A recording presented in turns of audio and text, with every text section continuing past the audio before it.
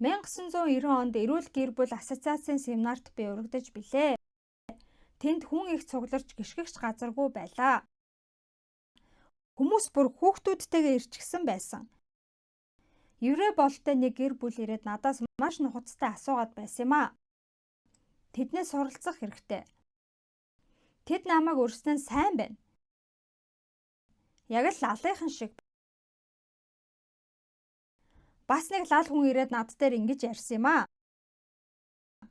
Бид Бурхны ивэлээр амьдардаг. Тиймээс бид бүхнийг Бурхны хүслээр хийдэг. Надад өнөр өтгөн гэр бүл байгаа. Яагаад гэвэл бидний ахын дүүс хинэн ч вакцинд хариулаагүй гэв. Тэгэхээр нь би төрөх эмнэлэгт хариулсан үгүй. Бурхны хайр хишгийг хэвээр нь байлгаж байгаа гэсэн. Зүв байгаа үсттэй. Лалынхан тийм байгаад манай Христийн үнэн алдартын шашныхан вакцинд хариулж яаж чадаж байна? Эсвэл бид бүтээгч эзэндээ итгэдэг. Вакциныг тэр бүтээгээд бидэнд бидний хүүхдүүдийг жаргах гэж илгээсэн юм уу? Эсвэл бид Бурханд итгэдэггүй юм уу? Тэгээд хүүхдүүдтэй аврагдах гарцыг эцэс төгсгөлгүйгээр хайж байдаг юм уу? Эзэн Бурхан байдгүй хэрэггүй. Өвчтөе хүн идэхийн тулд эмчрэг гүйж зөвхөн түүний эм домонд л найдаж байгаа бол Бурханы нэгүслийг мартсан нүгэл юм аа. Амавроси Оптинский. Санкт Петербургээс үнэн алдартны шашинтай эмчнэр надад ийм загтал илгээжээ. Бид бүтээгчийг давсан бүтээл гаргахыг үргэлж хичээдэг ч гэсэн засах аргагүй хор хохирол учруулж байна гэжээ. Зөв. Цаашлаад бидэнд товлолт вакцины календар байдаг. Хүмүүсийг асуухад бид заавал тайрах ёстой л гэдэг. Харж байна уу? Ийм эсрэг тесрэг зөрчилдсөн юм бичсэн байх юм. Библийн төгсгөлд ингэж байдаг шүү дээ. Цус бол хүний хямар юм аа.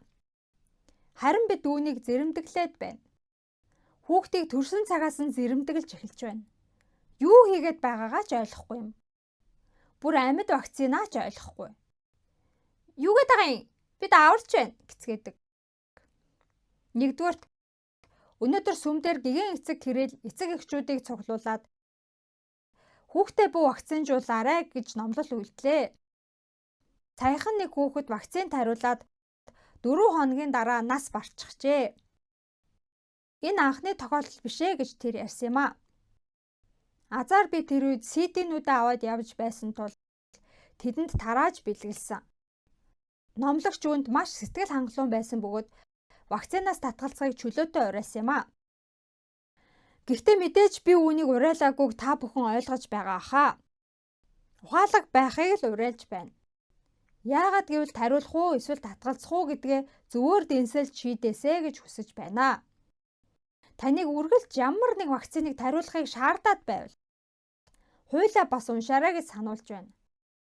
Хуулийн дагуу хэн ч таныг вакцинд хариул гэж шахаж шаардах эрхгүй гэдгийг санаарай.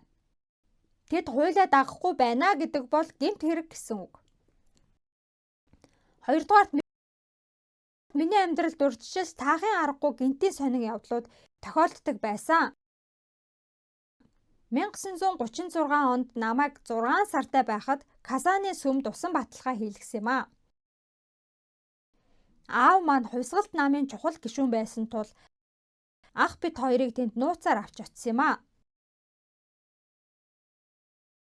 Тэр цагаас хойш Бурхны эхийн дүр миний нүдэнд үе үе харагдаж үргэлж надтай цуг байгаа юм шиг санагддаг болсон. Миний амьдрал гайхалтай сайхан байсан.